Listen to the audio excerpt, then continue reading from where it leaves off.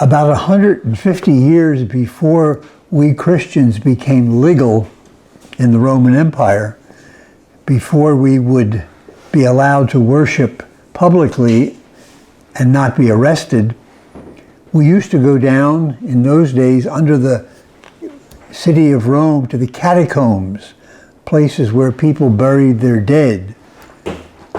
And on the walls there, in about the beginning of the 2nd century, is our first drawing of Christ, of what Christians thought Jesus looked like. And it's not the crucifixion, it's not the scene of Mary and Jesus in Bethlehem, it's the picture of Jesus as a good shepherd, with a lamb over his shoulders and the sheep beside him looking up at him expectantly.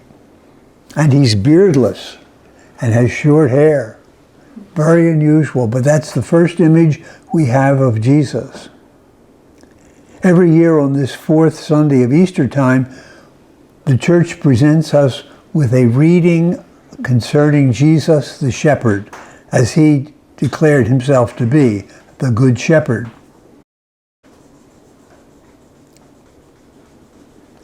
Today he tells us, "My sheep hear my voice and follow me." And that's accurate, because I was once in the Holy Land and in a bus going down a road very fast, and we could see up ahead a whole flock of sheep about to come across. But the shepherd was at the head of the flock, not behind them like we are behind sheep or cattle, pushing them on. They were at the head, leading them. And when the shepherd stopped at the roadside, the sheep all stopped.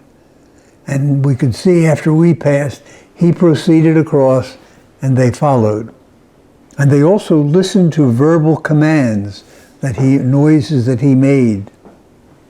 "My sheep hear my voice," Jesus says, "and follow me." Well, we're the latter-day flock. We're 2,000 years later. How do we hear his voice? How do we follow him hearing his voice? Well, obviously the first place we go is the New Testament, those writings and memories that the early Christians, the original witnesses of Jesus, had about him. They wrote them down, and we call that the New Testament, or the ideas and the memories of the second generation of Christians in the letters of St. Paul.